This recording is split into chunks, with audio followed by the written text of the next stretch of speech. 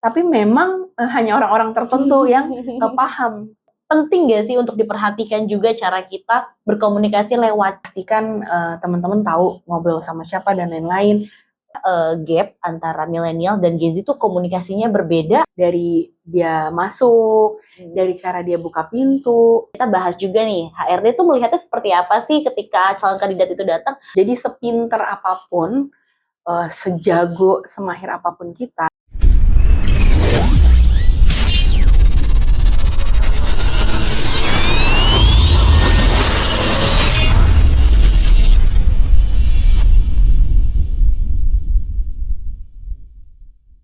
Halo Sobat Cakap Kerja, semoga Sobat Cakap Kerja selalu dalam keadaan sehat dimanapun Anda berada ya. Balik lagi sama podcast Gampang Kerja. Di episode kali ini kita akan membahas terkait dengan komunikasi efektif terutama di dunia kerja nih.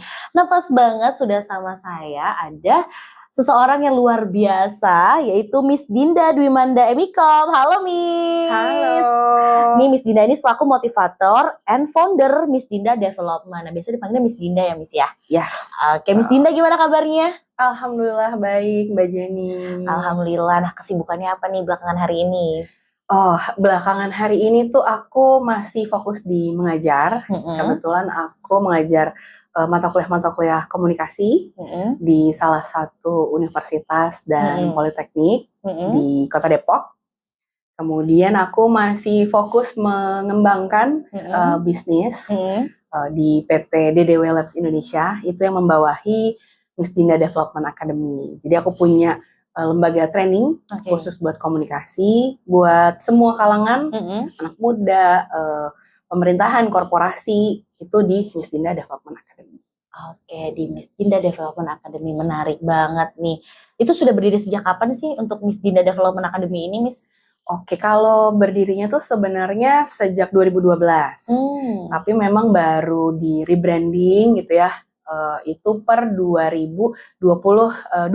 Oke. Gitu. Jadi baru kurang lebih 4 tahun terakhir lah ya. Udah running dan kebanyakan lebih ke B2B. Jadi corporate, kebutuhan korporasi terkait dengan skill komunikasi khususnya untuk para karyawan, kemudian mahasiswa, mahasiswi, sekolah-sekolah yang mau fokus belajar komunikasi, kemudian strategi public speaking, sejenis itu. Oke, wah menarik banget ya, berarti Miss Dinda nih sering berhadapan dengan para karyawan, terus juga dengan mahasiswa nih. Pas banget hadir di Dinas Ketenagakerjaan Kota Tangerang, yang tentunya di sini banyak banget nih Miss para pencari kerja, calon-calon karyawan ataupun mungkin pengusaha ataupun ada mahasiswa yang fresh graduate. Nah, berhubungan banget sama podcast-podcast sebelumnya, kalau dibahas nih kalau komunikasi itu ternyata penting banget di dunia kerja. Nah, Miss Dinda sendiri setuju nggak sih kalau komunikasi itu penting banget di dunia kerja? Betul. Jadi kalau ditanya setuju nggak setuju, aku setuju banget karena komunikasi itu menjadi top one, salah satu skill. Jadi kalau di dunia kerja itu komunikasi menempati urutan pertama, kebutuhan utama di dunia kerja. Yang kedua itu baru lebih ke skill. Jadi sebenarnya kalau sobat cakap kerja gitu ya, misalnya aku bisanya skill tertentu gitu ya, tapi komunikasinya bagus, itu chance untuk dia get higher career itu akan jauh lebih cepat. Oke, jadi komunikasi itu benar-benar mempengaruhi peluang dalam bekerja, terutama yang baru mencari kerja ataupun mungkin mau meningkatkan jabatannya di dunia kerja gitu. Betul. Ya Miss ya. Nah aku mungkin mau sedikit nyambung sama pengalaman Miss Dinda yang mungkin bertemu dengan karyawan-karyawan. Biasanya skill komunikasi apa sih yang ditingkatkan ketika berhadapan dengan karyawan tersebut? Oke, biasanya kalau untuk kebutuhan calon karyawan ya, atau misalnya karyawan di sebuah perusahaan, itu yang pertama adalah public speaking secara personalnya dulu. Karena biasanya kebanyakan orang ketika masuk di dunia kerja itu dia bingung mau komunikasi antar teman, antar divisi gitu ya. Jadi memang public speaking sebagai personal itu jauh lebih utama gitu ya, dominan. Kemudian kedua, biasanya kalau kebutuhan di korporasi itu komunikasi organisasi. Karena ketika kita bekerja, kita nggak bisa memungkiri bahwa kita akan berkomunikasi dengan lintas divisi, kemudian lintas usia, ya generasinya juga pasti ada gap generation. Kemudian bagaimana memahami perkembangan perusahaan itu sendiri, sehingga komunikasi yang dibangun di korporasi itu sangat berbeda ketika kita ngobrol sebagai teman. Karena bedanya kalau di lingkungan perkantoran ya, maksudnya korporasi maupun instansi pemerintah, itu kita punya standar kayak SOP-nya, gimana sih misalnya mau mengajukan sesuatu ke divisi A. Nah itu pasti aturan perusahaan, setiap perusahaan tuh beda-beda. Nah biasanya kalau pelatihan-pelatihan atau training-training di bidang komunikasi yang aku sasar gitu ya adalah bagaimana memperbaiki struktur komunikasi organisasi di perusahaan, sehingga misalnya ada karyawan baru gitu ya di sebuah perusahaan, para sobat cakap kerja nih fresh grade kan, kemudian masuk di sebuah perusahaan itu apa aja sih yang harus dilakukan. Terus komunikasi itu gak hanya tentang berbicara ya, tapi bagaimana kita misalnya dalam sebuah meeting kita mampu menganalisa sebenarnya kebutuhan apa sih yang dibutuhkan sama atasan kita, sama bos kita. Kemudian kebutuhan apa saja yang misalnya itu bisa membantu efektif dan efisien performance dari perusahaan kita sendiri. Nah itu biasanya customize ya, misalnya terkait kebutuhan. Tapi kurang lebih cangkupannya biasanya ya berhubungan, ujung-ujungnya adalah apakah komunikasi itu bisa menunjang bisnis sebuah perusahaan atau instansi tersebut. Gitu. Luar biasa sekali nih Miss. Nah mungkin nih aku agak melipir sedikit kalau tadi lebih ke jenjang profesional yang berada di perusahaan yang sudah ada di dalam perusahaan tersebut.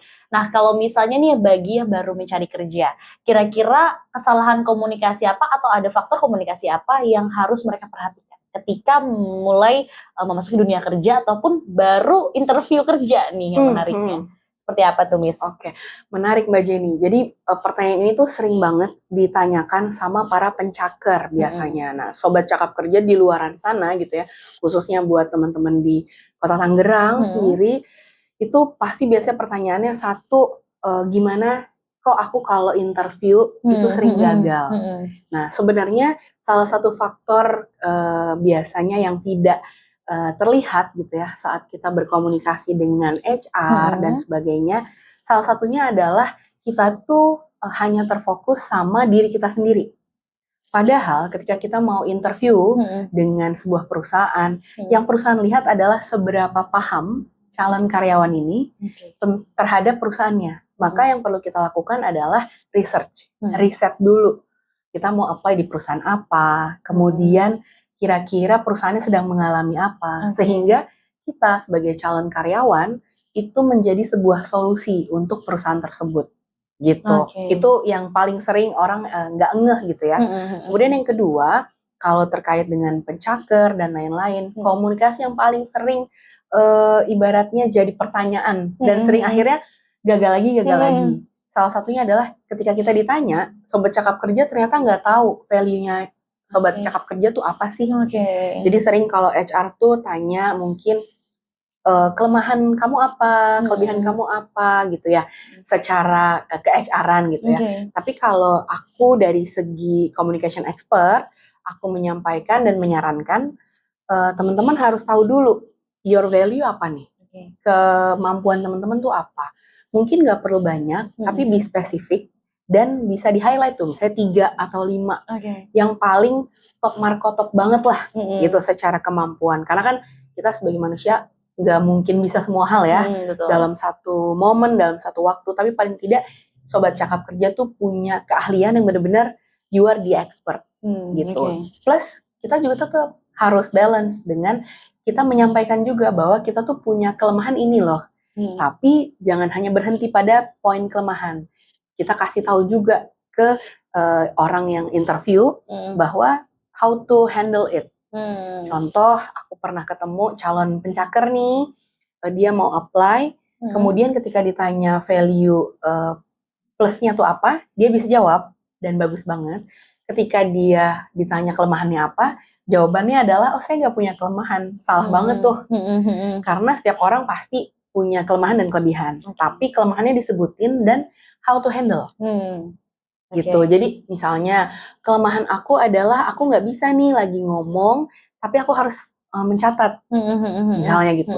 So biasanya ketika dalam sebuah rapat, aku akan record suara sehingga setelah selesai aku meeting atau selesai rapat, aku akan meresume dari hasil rapat tersebut sehingga aku jadi punya misalnya memo atau misalnya MOM gitu ya, untuk aku sampaikan ke atasan aku gitu. Itu gambaran yang sebenarnya jawaban yang mungkin diharapkan oleh para interview. Baik. Nah, untuk berkomunikasi penting gak sih Miss ada rasa percaya diri? Apalagi tadi kalau ada poin tahu value diri. Nah, percaya diri itu jadi salah satu faktor penting gak sih ketika kita berkomunikasi ataupun sedang interview saat itu? Penting banget. Kenapa? Karena poin percaya diri itu sebenarnya justru jadi landasan awal sebelum ibaratnya gini, gimana caranya kita mau meyakinkan orang gitu ya, maksudnya mau menginfluence orang gitu ya. Sedangkan kita aja nggak yakin dengan kemampuan diri kita sendiri, otomatis orang juga akan melihatnya ini orang bisa nggak sih gitu ya. Tapi padahal kita sendiri nggak yakin bahwa kita tuh bisa nggak di bidang itu. Nah, tapi untuk membangun itu biasanya memang challenge-nya kalau aku temukan di teman-teman mungkin sobat cakap kerja ataupun teman-teman di luaran sana gitu ya. Nggak pede tuh gara-gara kita terbiasa berkomunikasi tapi tidak diapresiasi. Apresiasi ini bukan berarti pasti selalu diejek ya, tapi misalnya kayak istilahnya tuh menghargai mungkin setiap pendapat yang disampaikan, kemudian kita belajar untuk melihat sudut pandang yang lain, itu juga sebenarnya terbentuk dari lingkungan. Jadi menariknya, ini ada sedikit teori sedikit sih, tapi sebenarnya itu selalu aku pakai sebagai landasan. Jadi di dunia komunikasi tuh ada 2 landasan teori, di mana gaya komunikasi seseorang itu terbentuk karena 1 frame of reference sama field of experience. Frame of reference itu adalah gimana seseorang itu akhirnya membentuk gitu ya, terbentuk karena dia biasa melihat. Frame of reference, jadi gambaran. Misalnya si A itu mungkin ketika ngomong mungkin agak gugup, atau misalnya dia kalau ngomong kalimat-kalimatnya mungkin nggak bisa disaring gitu ya saat mungkin presentasi atau apa. Biasanya karena dia melihat contohnya kurang lebih terbiasa dengan hal yang seperti itu. Tapi kalau field of experience itu berdasarkan pengalaman. Ketika dia ngomong terus tiba-tiba misalnya mungkin nggak tahu ya dibully atau disorakin, dia ngerasa humiliate, kayak orang tuh mempermalukan dia di depan umum saat dia misalnya presentasi, saat dia mungkin lagi belajar ngomong. Hal tersebut biasanya membuat traumatik tersendiri tuh. Ujung-ujungnya adalah dia jadi kalau mau ngomong, mau menyampaikan sesuatu, dia jadi takut, dia jadi malu. Padahal mungkin apa yang dia sampaikan juga punya insight yang menarik gitu. Nah, sehingga 2 hal tersebut biasanya membentuk orang akhirnya bisa dilihat ciri-ciri tipe berkomunikasinya seperti apa. Gitu. Itu untuk gambaran ya, karena banyak orang yang tiba-tiba, oh aku introvert, oh aku nggak pede gitu ya. Biasanya aku akan tanya sebelum-sebelumnya tuh kamu komunikasinya mungkin sama teman-teman, sama parent, pola parenting itu juga berpengaruh terhadap bagaimana dia berkomunikasi ke sosial ya. Gitu. Baik, Miss, luar biasa sekali. Nah, Miss, jadi di sini kan suka ada rekrutmen nih di Dinas Ketenagakerjaan Kota Tangerang, kita memfasilitasi dengan rekrutmen. Nah, oleh karena itu banyak sekali HRD yang datang. Nah, kadang aku suka sedikit cari tahu nih kepada HRD ketika menginterview seseorang, bahkan mungkin di podcast-podcast sebelum ini itu kita bahas juga nih HRD itu melihatnya seperti apa sih ketika calon kandidat itu datang, dan ternyata sebelum mereka melakukan interview kadang bisa melihat dari cara mereka datang. Nah, komunikasi itu hanya soal bicara kah atau ternyata ketika kita bergerak pun itu ada komunikasi di dalamnya? Ada. Jadi kalau bener banget dari teman-teman HRD gitu ya secara umum, salah satu yang dilihat bukan hanya tentang bagaimana dia menyampaikan sesuatu. Ini based on experience ya, berdasarkan pengalaman aku banyak menemukan calon kandidat itu ketika mau interview, mau seleksi, dia tuh dari luar dia mungkin nggak ramah terhadap mungkin satpam. Padahal ternyata ada satpam itu ternyata adalah salah satu gitu ya, mungkin yang jadi mystery shopper gitulah kira-kira, yang akan memantau kandidat ini. Jadi kita tuh di beberapa perusahaan itu kadang diberlakukan. Nah, sehingga dari awal, mulai dari depan gitu ya, dari depan perusahaan sampai kita ketemu HR-nya, itu sebenarnya banyak yang lagi memperhatikan kita. Nah, kadang kita tuh suka nggak ngeh. Nah, that's why kalau kata Mbak Jenny, apakah komunikasi itu hanya saat interviewnya aja, apa saat ngomongnya aja? Enggak. Karena nonverbal, bagaimana cara kita berjalan, cara kita ketika ketemu orang gitu ya, mungkin bertanya nih misalnya kayak, Pak, saya mau ketemu Bapak ini misalnya gitu, itu di lantai berapa ya? Sama orang yang misalnya baru datang langsung ngomong misalnya, Pak, saya mau ketemu Bapak ini nih, lantai berapa sih? Misalnya gitu, itu akan memberikan kesan yang berbeda. Nah, itu biasanya disebutnya non-verbal communication. Jadi dari gesture kita, dari bagaimana kita melihat orang, itu menjadi poin penilaian biasanya Mbak Jenny. Sehingga HRD tuh nggak mentah-mentah dia hanya melihat one on one biasanya ya mayoritas, tapi dia udah lihat tuh dari dia masuk, dari cara dia buka pintu, dari cara dia mau duduk, itu udah dipersilahkan duduk belum sih? Apa dia main masuk terus langsung duduk? Nah, itu biasanya skill komunikasi itu erat kaitannya berhubungan dengan behavior, attitude. Jadi memang dua yang paling aku sering highlight ya ke para sobat cakap kerja khususnya, itu attitude sama komunikasi itu menjadi poin penting utama. Jadi sepinter apapun, sejago, semahir apapun kita, ketika dua skill ini nggak ada, biasanya akan jomplang. Jadi either kita nggak terlalu diterima-terima banget, karena kan pasti setiap wilayah tuh ada unggah-ungguh ya, pasti kayak cara-cara berbeda, tata kramanya berbeda. Sehingga penting banget untuk kita sebagai pencakar tuh memperhatikan budaya kerja, budaya perusahaan tersebut itu seperti apa sih. Itu sih. Jadi selain cara berkomunikasi atau ngomong langsung, berbicara langsung gitu ya dengan HRD, dengan orang sekitar, tetapi juga dari perilaku kita, pergerakan kita itu juga harus dipelajari juga ya Miss ya. Jadi karena orang lain kadang mungkin yang belum kenal, belum ketemu tuh ngeliatnya dari pergerakan kita ya justru ya. Nah mungkin Miss di sini juga banyak banget tadi aku udah sampaikan kalau ada fresh graduate baik itu SMK ataupun mungkin sarjana. Nah mungkin mereka ketika mau kerja sebenarnya agak bingung nih cara berkomunikasi atau itu seperti apa. Bahkan tadi sudah disampaikan juga tips-tipsnya. Nah sebenarnya apa sih Miss perbedaan yang jelas komunikasi di dunia pendidikan dan di dunia kerja itu sendiri? Kalau misalnya secara skillnya ya, yang paling kerasa banget kalau komunikasi dunia pendidikan, sebenarnya kalau beda tuh 11-12 lah, nggak terlalu jomplang banget ya. Tapi memang yang perlu di-highlight adalah kalau di komunikasi dunia pendidikan secara akademis sekali gitu ya, itu kan pasti kecenderungannya banyaknya lebih ke teorinya ya. Sedangkan kalau di komunikasi dunia kerja, kita ketemu atasan, bawahan, mungkin satu level, itu lebih kompleks. Karena di situ ada sisi-sisi namanya interpersonal communication. Sedangkan kalau kita di dunia pendidikan itu kan cenderungnya levelnya dari atas ke bawah aja udah gitu. Sedangkan ketika misalnya di dunia kerja itu kita kadang kita sering ketemu atasan, itu kan beda caranya ya, cara menyampaikan pendapatnya, beda sama kalau kita lagi nongkrong gitu. Nah, biasanya hal-hal yang perlu diperhatikan adalah satu, kalau tips dari aku ya untuk membedakan kedua hal ini, satu, kita ngobrol tuh sama siapa. Jadi kita harus tahu siapa yang kita ajak ngobrol, kemudian dia itu misalnya dunianya seperti apa, sehingga kita nggak mudah judgement. Oke.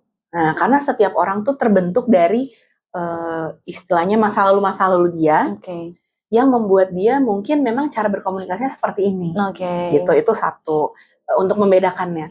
Yang kedua, ketika kita misalnya mau komunikasi sama orang, kita lihat situasi kondisinya.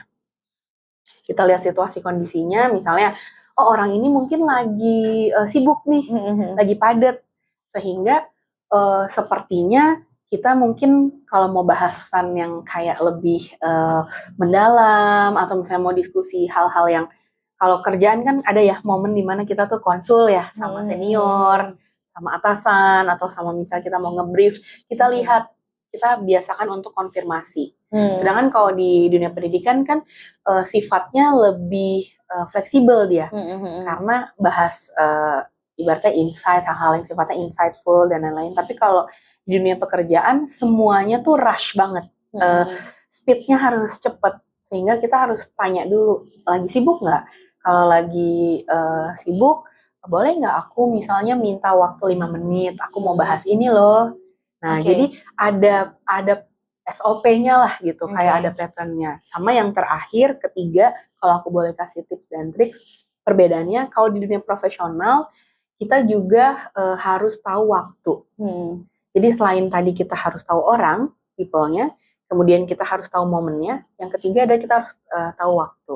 Dimana, kapan sih kita tuh menghubungi seseorang, kalau udah mulai misalnya di atas, katakanlah jam 6, kalau karena dia teman, atau kita sering curhat-curhatan, mungkin 24 jam per 7 lah ya, boleh gitu. Tapi kalau untuk ranah ngomongin pekerjaan, itu mungkin bisa di office hour. Nah, dan hal-hal itu biasanya diberlakukan di korporasi. Sedangkan kalau di dunia pendidikan, itu biasanya orang lebih cenderung fleksibel dan shareable. Tapi kalau di dunia korporasi ya semuanya terukur karena jam kerja. Biasanya yang sangat kelihatan banget sih ya, itu di sisi itu. Oke, baik. Mungkin bisa latihan kalau misalnya masih sekolah nih sekarang, dari cara berkomunikasi dengan guru kali ya, Miss ya. Benar. Dengan guru, dengan orang lebih tua, dengan orang tua, seperti itu mungkin bisa dilatih dari situ mungkin ya, Miss ya. Oke, nah mungkin aku agak sedikit melipir, aku mau kepoin sedikit terkait pengalaman Miss. Mungkin sekarang di era yang sekarang tuh di dunia kerja ada millennials dan juga ada Gen Z nih. Ini juga salah satu keresahan juga dari HRD dan juga pihak sekolah saat Gen Z mulai masuk ke dunia kerja. Yang katanya nih Gen Z itu banyak sekali merubah budaya bekerja, atau bahkan agak tricky sih menghadapi Gen Z ini gitu. Nah, Miss, dari sisi komunikasi, adakah gap antara milenial dan Gen Z itu komunikasinya berbeda atau sama saja kah? Apa sih yang sebenarnya mungkin sedikit agak mengganggu di dunia pekerjaan terkait Gen Z yang baru masuk di dunia kerja nih? Oke, ini kayaknya keluhan nggak hanya se-Indonesia ya. Oh gitu ya, ternyata keluhan semua. Biasanya tuh pasti ada namanya gap year gitu ya. Gap year nih bukan hanya orang yang nggak ngelanjutin sekolah beberapa waktu ya, tapi gap year dan gap generation ini sangat lagi menjadi hot issue gitu. Kalau misalnya perbedaan komunikasinya udah pasti ada. Kebetulan mahasiswa dan mahasiswi aku yang aku ajar di kampus itu adalah Gen Z dan udah mulai masuk gen di bawahnya nih. Gitu. Apa sih yang membedakan? Satu, pendekatannya berbeda. Kalau misalnya ngajar generasi milenial, mungkin yang sekarang umurannya udah 30 gitu ya, udah kepala-kepala 3, mungkin ketika men-challenge sebuah tugas saja, ngasih tugas saja, itu kalau generasi milenial dikasih tahu tugasnya ini, deadline-nya ini, itu sebelum deadline dia udah ngumpulin. Tapi kalau Gen Z, dia terbiasa untuk last minute. Apakah ini baik atau buruk? Tergantung perspektif. Tapi yang membuat dua hal itu berbeda, karena Gen Z itu sudah era digitalized banget. Jadi dari dia kecil, bertumbuh gitu ya, sekolah-sekolah itu sudah menggunakan teknologi. Jadi semuanya serba cepat ibaratnya. Kalau zaman millennials mungkin masih ada sih Google gitu ya, tapi mungkin belum ekstrim sekarang. Semuanya serba cepat, nyari ide juga bisa pakai AI gitu kan sekarang. Dan tugas-tugas anak Gen Z itu biasanya justru banyak istilahnya melihat atau berpedoman pada AI dan segala macam. Jadi hal-hal yang sifatnya cepat, sehingga kalau dari tugas aja dia last minute gitu. Terus komunikasi yang berbeda banget kalau yang aku alami juga menghandle para Gen Z adalah Gen Z tuh nggak suka tipenya nggak suka dia hanya diberikan tugas satu arah. Dia tuh suka diajak diskusi. Kenapa? Karena dia punya banyak di kepalanya yang mungkin ide-idenya seru-seru, bagus-bagus, tapi memang hanya orang-orang tertentu yang paham gitu. Tapi bukan berarti, kayaknya Gen Z tuh begini, Gen Millennial tuh enggak sih menurut aku. Tergantung bagaimana pendekatannya seseorang terhadap generasi tersebut. Nah, hal yang perlu diantisipasi di saat kita istilahnya misalnya katakanlah mau ngobrol nih sama Gen Z gitu ya. Yang perlu diperhatikan satu, Gen Z itu sukanya yang instan, cepet. Jadi kita kalau ngasih brief kepanjangan, ngasih istilahnya misalnya kita punya adik gitu ya. Nanti tolong ya cuci baju, contoh gitu ya pekerjaan rumah. Cuci baju, nanti bajunya dijemur di sini, di sini, di sini, di sini. Maksudnya sebenarnya mungkin biar jelas. Tapi pola berpikirnya Gen Z nggak gitu. Dia cuci baju, nanti dijemur. Nanti dia berpikir sendiri. Gitu. Jadi kita nggak perlu ngebrief dia panjang lebar. Dia udah tahu. Kalau enggak, ketika kita ngobrol sama Gen Z, cari pain point-nya. Yang dia suka itu apa?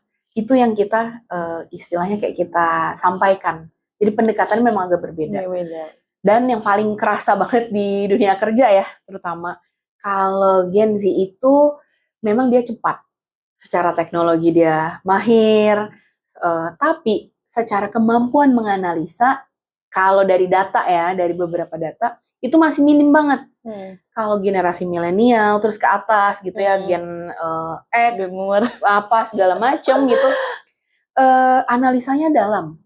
Tapi kalau disuruh ngedit, video editor, atau misalnya mungkin entahlah bikin apa gitu yang sifatnya pakai teknologi, itu cenderungnya lama. Jadi sebenarnya plus minus.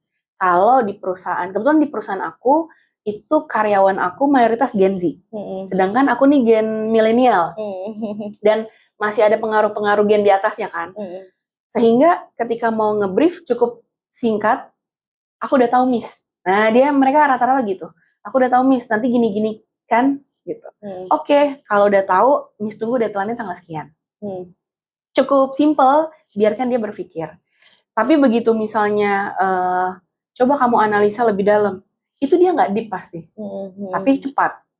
Sedangkan aku juga punya karyawan yang milenial, yang mungkin usia-usianya 29, masih masuk terpaan Gen milenial.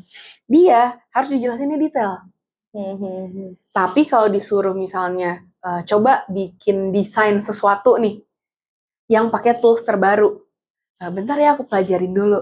Nah, jadi sebenarnya plus minus itu melengkapi sih di sebuah perusahaan. Jadi aku juga sekalian mau mendisclaimer nih gitu ya buat sobat cakap kerja maupun teman-teman HR gitu, biasanya hubin gitu ya, hubungan industri kalau di Snaker itu sebisa mungkin jangan langsung labeling. Jadi kayak misalnya labeling nih, Gen Z itu pasti begini-gini, Gen Alpha atau Gen Millennials dan segala macam tuh pasti begini. Tapi kita lihat apakah potensi yang mereka punya itu bisa di mix and match kan di perusahaan kita atau enggak. Itu dibangun dengan communication leadership. Nah itu berhubungan banget. Jadi seorang leader di perusahaan itu harus wajib punya kemampuan komunikasi untuk melihat gap generasi ini biar perusahaannya berjalan lancar dan smooth sih sebenarnya. Oke, baik. Nah tadi Miss Dinda ngerepet ke arah era digital karena Gen Z ini deket banget sama era digital dan apalagi sekarang kita sudah masuk di era digital nih Miss. Nah sekarang ternyata rekrut kerja itu nggak datang bawa CV tiba-tiba misalnya langsung interview atau seperti apa. Ternyata ada juga beberapa perusahaan yang mereka menggunakan chat ataupun email. Nah, ada beberapa, aku juga sempat kemarin ngobrol sama HRD, itu ada bahasa-bahasa yang kurang baik, lalu juga ada bahasa-bahasa yang mengancam dan lain sebagainya. Padahal mereka mungkin membutuhkan kerja. Dilihat dari situ kan HRD jadi merasa loh kok begini, loh kok begitu. Baru banget kemarin aku ngobrol gitu ya sama HRD tersebut. Nah, Miss, berarti komunikasi selain tadi ada dari bahasa tubuh, ada secara langsung, ada juga di media sosial ataupun by email gitu ya, Miss ya. Nah, itu tuh penting gak sih untuk diperhatikan juga cara kita berkomunikasi lewat chat nih sekarang? Penting banget. Jadi kalau komunikasi by chat itu yang aku selalu highlight ya. Gak hanya antar level gitu ya. Maksudnya misalnya pencaker dengan calon dengan HRD atau misalnya bahkan selevel, bahkan berteman, itu chat itu nggak bisa istilahnya nggak punya nada suara. Kelemahannya tulisan ya. Jadi biasanya orang itu membaca chat berdasarkan kondisi emosional saat itu. Nah, maka ketika kita chat yang bukan dengan teman ya, maksudnya kalau teman aja kita masih sering miskom, gitu kan. Apalagi ini yang dengan orang yang profesional, maka pastikan minimalisir emoticon.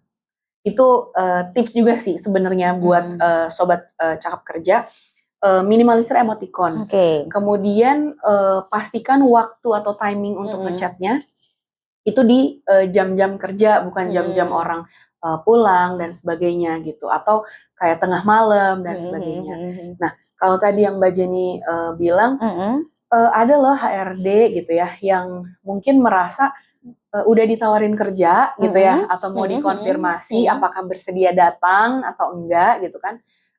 Tapi kok balasan chatnya gitu ya, kok kayak seakan-akan dia yang dibutuhkan banget gitu ya, maksudnya ada kesan-kesan kayak gitu. Nah ini yang sebenarnya kalau mundur tadi ke diskusi kita beberapa menit lalu terkait bagaimana pendekatan yang berbeda, itulah yang sebenarnya juga menjadi highlight untuk orang-orang di perusahaan bahwa nge-handle generasi yang sekarang itu memang yang ditekankan adalah attitude. Kalau skill oke lah gitu ya, tapi attitude itu benar-benar harus di drill banget. Nah, ngomongin ke yang bagian chat tadi, konfirmasi, kebanyakan Gen Z itu apa yang dia ketik, itu adalah sebenarnya apa yang dia ucap. Jadi dia menuliskan ucapan dia itu keketikan. Sedangkan dia mungkin belum tahu cara gimana ya menyusun kalimat yang baik, benar, sopan santun gitu ya. Bahwa bahasa tulisan itu biasanya memang lebih kaku, lebih formal. Meskipun kita sudah kenal ibaratnya, tapi biasanya lebih formal. Karena nggak ada nada suaranya, sehingga orang yang membaca itu harus memahami situasi kondisi emosional saat itu. Gitu. Nah, hal tersebut itu tips dan triksnya untuk meminimalisir biar nggak jadi miskom, biar nggak, sebenarnya maksud saya tuh saya nggak bisa interview nih Bu hari ini, contoh gitu ya, tapi saya bisa besok. Tapi yang keluar di tulisannya saya nggak bisa hari ini, besok bisa nggak? Nah, gitu kan. Padahal maksudnya, Bu, izin hari ini kebetulan saya berhalangan untuk interview. Apakah Ibu masih berkenan memberikan saya waktu untuk interview di esok hari? Nah, itu kan sebenarnya bahasa yang kalau diomongin itu kayak baku dan benar sekali gitu ya. Maksudnya baku banget. Tapi ketika itu dilakukan di tulisan, itulah yang dilihat oleh HRD. Sehingga memang penting banget mengedukasi dari sisi gimana sih komunikasi baik dan benar. Bukan mau komunikasi seenaknya ya. Atau misalnya gue maunya komunikasi cara gue gitu, nggak bisa. Karena kita terjun di dunia profesional, para pencaker juga pasti masih butuh banyak networking. So kayak ikutin aturan main yang sudah memang terbentuk step-stepnya. Dan saran aku sih banyak dengerin atau nonton podcastnya si Sobat Cakap Kerja ini gitu ya, di channelnya di Snacker, karena bisa mind blowing juga gitu. Karena kan banyak ya apa topik-topiknya. Salah satunya kalau hari ini kita bahas di bidang komunikasinya gitu. Dan itu penting banget, salah satu skill yang top one-nya lah. Kalau dari 3 tuh salah satu skill utama untuk kita tuh bisa tahu apakah karir kita tuh akan kemana sih. Terlepas dari memang skill, hard skill yang kita punya. Dan itu dimulai dari bagaimana ngechat dengan baik dan benar, kemudian ketika kita gesture kita ngomong seperti apa, kemudian unggah-ungguhnya mata aja tuh bisa melambangkan kayak oh ini orang lagi kenapa misalnya kayak gitu. Itu sangat kerasa sekali. Yes. Makanya itu yang perlu juga di-highlight oleh Sobat Cakap Kerja. Wow, menarik banget nih Miss, luar biasa ya. Semoga kita semua yang mendengarkan podcast ini dapat ilmunya, bisa nangkep. Tadi Miss Dina juga udah kasih tips and triknya banyak banget.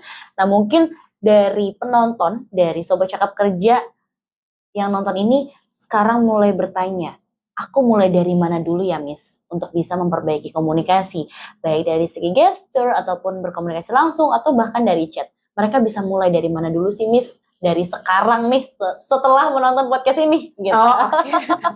Yang pertama adalah kalau misalnya starting dari mana, aku lebih menyarankan starting dari kapan? Dari sekarang. Jadi sambil nonton itu udah mulai dilakukan gitu.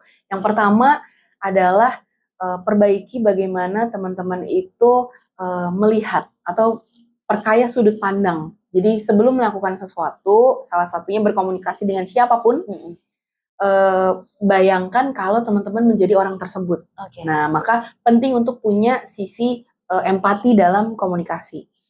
Itu yang pertama yang harus dilakukan. Karena kalau kita berkomunikasi tapi kita nggak punya rasa empati, kita pasti akan punya kecenderungan kayak tadi terus. Kayak ya maunya komunikasinya ala aku gitu, ala gue gitu. Tanpa melihat kita ngomong dengan siapa, situasinya tepat atau enggak gitu ya.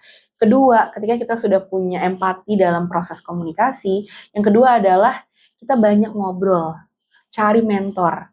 Mentor tuh bukanlah seseorang yang harus gimana-gimana, tapi dia yang punya sudut pandang kaya, terus dia tidak judgement, dia bisa kasih persepsi yang banyak gitu ya, yang berbeda, yang mungkin itu akhirnya memperkaya, oh ternyata hidup tuh begini ya gitu. Itu kedua, temukan your mentor tuh siapa. Kemudian yang ketiga, apa yang harus dilakukan Sobat Cakap Kerja untuk memulai setelah udah tahu hal-hal tadi. Yang ketiga, lakukan sejak saat ini dan lakukan yang banyak. Jadi banyak belajar untuk ngechat orang, dipraktekin di waktu-waktu tertentu. Kalau teman-teman mau apply kerja, itu coba cari ibaratnya kayak template-template gimana sih cara ngebales kalau di email, gimana sih cara ngebales kalau di mungkin DM sosial media misalnya gitu ya. Gimana caranya mau bales di WhatsApp dan sebagainya. Nah, hal-hal tersebut sifatnya nggak saklek, tapi memang ada aturan mainnya dan kita nggak bisa sembarangan gitu. Nah, sehingga ketika kita udah kita udah nemukan pola kita masing-masing berbeda, paling enggak kita tuh punya acuan minimal. Misalnya kalau kita mau bales atau mau telat bales, kita bilang say sorry, maaf ya baru balas karena tadi habis ada apa misalnya A, B, C. Setelah itu izin menjawab ya Bu atau Pak atau entah Kak dan sebagainya, kita jelaskan. Jadi mulai dari kita berempati dulu, kemudian yang kedua pastikan teman-teman tahu ngobrol sama siapa dan lain-lain, mulai lebih banyak komunikasi sama orang, karena komunikasi itu nggak bisa kayak skill yang lain, dia harus dilakukan terus-menerus. Kayak nggak mungkin kita bilang kita mau jago ngomong depan kamera gitu ya, padahal kita nggak pernah nyoba satu kali pun. Gitu. Jadi nggak apa-apa seiring waktu kita coba, makanya butuh mentor. Gitu. Dan terakhir hal yang paling disarankan gitu ya, dibutuhkan adalah jangan berhenti untuk belajar dari orang-orang yang mungkin dia bisa kasih insight berbeda. Jangan ngerasa puas bahwa misalnya komunikasi kita ternyata udah paling bagus, udah paling gimana misalnya. Tapi coba untuk lihat perspektif yang lain. Gitu. Oke, baik. Nah, di Miss Dinda Development ini bisa nih Miss nih untuk kita belajar komunikasi kah? Bisa banget. Kalau di Miss Dinda Development khususnya buat Sobat Cakap Kerja, buat yang misalnya persiapan mau interview, karir dan lain-lain itu ada. Aku juga open untuk konsultasi gitu ya, one on one session itu ada by online, tapi by appointment ya. Jadi biasanya kalau misalnya memang jaraknya jauh gitu ya, di luar dari Jabodetabek misalnya, mungkin ada di luar kota dan lain-lain, terus mau konsultasi itu bisa. Kemudian kita juga ada training, ada workshop juga. Gak hanya untuk pencaker, tapi untuk kayak misalnya korporasi-korporasi, teman-teman corporate lah ya, yang punya kerjasama dengan Disnaker Kota Tangerang, itu juga boleh. Misalnya mau upgrade level staffnya nih, dikasih workshop komunikasi, biar dia bisa naik ke level misalnya supervisor mungkin. Gimana, kan itu harus berbeda ya cara komunikasinya. Staff dengan supervisor, kemudian dengan misalnya head of apa, itu dia harus jauh lebih paham lagi pola komunikasi dalam organisasi. Nah, itu juga di Miss Dinda Development Academy, itu juga kami memberikan layanan itu, dan itu bisa dikontak juga sih di by website, atau by email, atau by Instagram. Tapi terlepas dari itu, siapapun kalau misalnya mau ngobrol gitu, just take the appointment aja, nanti DM, terus biasanya nanti ada tim aku yang ibaratnya merespon kira-kira keluhannya apa, yang mau didiskusikan tuh apa. Bahkan biasanya ada beberapa yang untuk personal branding. Jadi nggak hanya yang baru-baru gitu ya. Kadang misalnya manajer nih, dia mau naik pangkat gitu ya, hal apa sih yang dia harus persiapkan dari segi komunikasi. Cara presentasinya kan juga harus berbeda skillnya. Sama yang mungkin baru-baru pernah presentasi, kayak gitu. Itu butuh pendampingan khusus. Dan itu bisa ibaratnya kolaborasikan dan sinergikan dengan Miss Dinda Development Academy. Berarti langsung aja kepoin Instagramnya di missdinda.id, atau kalau misalnya mau secara korporasi itu ada di ddwgroup.id. Keren banget. Jadi bisa langsung aja dikepoin, dan juga kalau misalnya mau belajar mulai dari sekarang, mau membutuhkan mentor gitu ya, bisa banget untuk menghubungi Instagram Miss Dinda.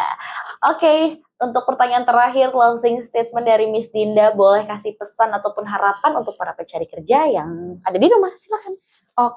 Mbak Jenny. Jadi kalau buat sobat cakap kerja, closing statement aku adalah teman-teman gak boleh berhenti belajar, karena belajar itu bukan tentang sekolah aja, tapi kita ketemu orang, kita belajar hal baru, kenal orang, kita belajar hal baru, dan di situ juga kita belajar untuk kenal karakteristik komunikasi orang. Kemudian komunikasi itu bukan hanya tentang berbicara, tapi juga menganalisa situasi, kondisi, keadaan seseorang, sehingga kita juga bisa menempatkan diri. Kita harus bersikap seperti apa, sama atasan bawahan, satu lifting gitu ya kalau di pekerjaan. Dan yang paling penting adalah jangan pernah kita tuh istilahnya kayak merasa kita udah paling jago di bidang itu. Karena pasti selalu ada hal yang pertama yang kita coba, dan mungkin kata orang gagal, padahal itu sebenarnya kita lagi bagian dari proses untuk kita menemukan track karir kita sendiri, mungkin kita opportunity kita sendiri, dan yang lain-lain. Pokoknya semangat terus buat sobat cakap kerja, terus improve skill komunikasinya, dan jangan bosan untuk bisa sinergi dengan siapapun, dimanapun, karena rezeki gitu ya, apalagi kalau pencaker kan pasti cari pekerjaan untuk cuan kan, karena rezeki itu gak hanya ditemukan hanya dari orang-orang tertentu aja, tapi dari siapapun kita itu bisa jadi peluang dan opportunity gitu. Luar biasa sekali, kasih tepuk tangan untuk Miss Dinda. Keren, 2.000 orang terdatang. Apa tepuk tangan? Miss Dinda, thank you so much sudah menyempatkan waktu untuk datang ke podcast Tangerang Cakap Kerja. Semoga sehat terus. Thank you banget buat informasinya. Sebenarnya masih banyak banget pertanyaan yang mau kita bahas di Miss Dinda, karena berbicara dengan komunikasi itu luas ya, apalagi untuk para pencari kerja. Mungkin tips-tips yang tadi Miss Dinda sudah berikan bisa banget nih langsung dipraktekkan, dipelajari, dan juga digunakan sehari-hari. Gimana, seru banget kan podcast kita kali ini. Sekali lagi terima kasih Miss Dinda atas waktunya. Kalau lain kali diundang lagi mau ya. Siap. Oke, Sobat Cakap Kerja, podcast Gampang Kerja kali ini sudah selesai. Pokoknya jangan lupa untuk di-share, terus juga di-like, terus boleh banget ini videonya di-share ke teman-teman, terus juga tetangga, saudara yang membutuhkan informasi ini penting banget. Mungkin sampai jumpa di podcast Gampang Kerja lainnya. Sampai jumpa. Bye-bye.